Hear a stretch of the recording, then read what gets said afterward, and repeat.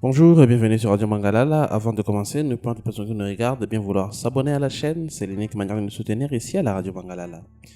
Eh bien, à l'occasion de la Journée internationale de la jeunesse, la ministre de la Jeunesse et de l'éveil politique, Grace Amy Coutinho, a organisé une marche citoyenne dans la capitale congolaise sous les slogans Oui, je le veux. Cette initiative s'inscrit dans une campagne lancée début août, présentée comme l'expression des aspirations d'une partie de la jeunesse et à une constitution mieux adaptée aux réalités actuelles et plus inclusive envers les jeunes.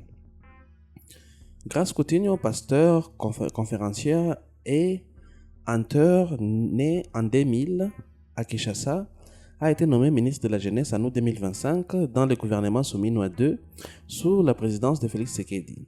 Fille du pasteur Fernando Coutinho, fondateur de l'église Armée des Victoires, elle a passé une partie de sa jeunesse en France avant de revenir au Congo. Le 1er et 2 août 2026, elle a dévoilé l'essence de la campagne Oui, je le veux.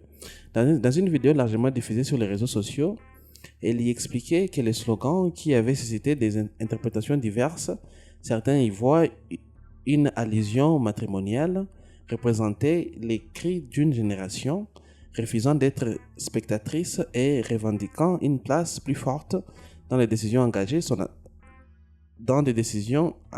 son avenir. Selon la ministre, la campagne vise notamment une représentation accrue des jeunes dans les instances de décision, des mesures favorables à l'emploi et à l'entrepreneuriat des jeunes, la refondation de l'État, un renforcement de la sécurité, un dialogue national placé au service de l'intérêt général et une constitution adaptée aux ambitions et des développements comportant davantage de dispositions dédiées à la jeunesse. Elle a évoqué la remise d'un cahier des charges de la jeunesse au président de la République. L'appel à une marche pacifique, patriotique et disciplinée a été lancé le 12 août à Kinshasa, partant de la première rue délimitée vers les grands parkings du centre culturel et artistique pour les pays d'Afrique centrale. À partir de 9h, l'invitation s'adressait aux jeunes de tous les pays et de la diaspora. Cette démarche intervient dans un contexte politique sensible. Depuis plusieurs mois, les débats entourent une éventuelle révision ou adaptation de la Constitution de 2006, une loi organique relative à l'organisation des référendums et une loi organique relative à l'organisation des référendums a été adoptée par le Parlement et validée par la Cour constitutionnelle, ouvrant des perspectives de consultation populaire. Les partisans d'une réforme y voient une nécessité pour moderniser les institutions et répondre aux défis contemporains. Les critiques, notamment au sein de l'opposition, dont la coalition C64 et de certains acteurs de la société civile et religieux, y perçoivent un risque de modification des clauses relatives à la limitation des mandats présidentiels, potentiellement favorable à un troisième mandat. Le président Tshisekedi a déclaré de ne pas solliciter un tel mandat, mais être prêt à accepter la volonté populaire exprimée par référendum. La marche s'est tenue comme prévu, des participants souvent vêtus de polos ou de chemises rouges et des képis estampillés Oui, je les veux se sont rassemblés. Les reportages font état d'une mobilisation sur les boulevards triomphal et d'une présence notable au point d'arrivée. Certains médias parlent de dizaines de jeunes, d'autres d'une importante foule et d'une présence massive, selon les organisateurs. Des embouteillages ont été signalés sur des axes radiaux limités au centre-ville.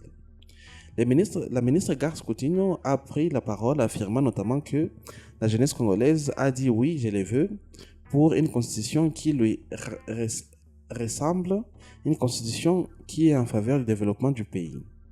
Des images et des vidéos circulant sur les réseaux sociaux montrent des cortèges et des rassemblements. Du côté des partisans, la mobilisation est saluée comme une démonstration de l'intérêt de la jeunesse pour des questions institutionnelles, un succès des mobilisations autour des enjeux d'emploi, de représentation et de gouvernance. Certains y voient un signal positif en faveur d'une réforme constitutionnelle inclusive. Des voix critiques exprimées notamment sur les réseaux sociaux avant et après l'événement questionnent la représentativité de la démarche.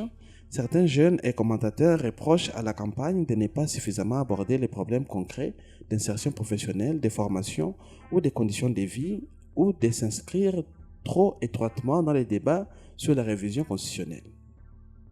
L'opposition a réagi à la mobilisation avec des annonces des ripostes ou des mobilisations à venir. Il n'existe pas à ce stade de chiffres officiels précis et indépendants sur le nombre exact des participants. Les estimations varient selon les sources, rendant difficile une évaluation purement quantitative. La marche s'est déroulée sans incident majeur rapporté dans un climat que les organisateurs ont voulu pacifique. Il est encore tôt pour porter un jugement définitif. La campagne a réussi à focaliser l'attention médiatique et politique sur les aspirations affichées d'une partie de la jeunesse et sur les débats constitutionnels. Elle a permis une mobilisation visible à Kinshasa le jour de la Journée internationale de la jeunesse avec une communication maîtrisée et une présence sur le terrain. Cependant, son impact réel dépendra de la suite de la traduction des revendications à mesures concrètes, l'ampleur du soutien au-delà des cercles déjà favorables et l'évolution du processus référendaire ou constitutionnel dans un pays où la jeunesse représente une part majoritaire de la population et fait face à des défis structurels. Une marche ponctuelle, aussi symbolique soit-elle, ne constitue qu'un élément parmi d'autres d'un débat plus large. La campagne Oui, je le veux illustre les tensions et les dynamiques actuelles en RDC. D'un côté, la volonté d'impliquer davantage les jeunes dans les choix collectifs, de l'autre, les clivages politiques autour de l'avenir des institutions. Son bilan se mesurera moins à l'influence du jour qu'à la capacité des acteurs concernés à transformer les slogans en politique publique durable et inclusive. Eh bien, mesdames et messieurs, ça sera tout pour cet article réservé à la marche qui s'est tenue à Kinshasa, dont plusieurs personnes de l'opposition et des critiques crient à des tricheries, à l'implication des gens qui n'étaient pas réellement des jeunes et des gens qui se sont juste fait payer pour participer.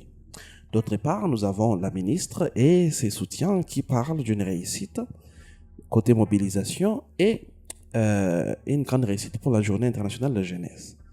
Eh bien, on aimerait bien entendre vos avis dans la section commentaires sur cet événement et sur la suite du déroulement des faits qui se passent à Kinshasa actuellement et qui tourne autour de la question de la prochaine révision électorale qui a été approuvée par le Parlement. Pour la suite, restez connectés sur la radio Mangala.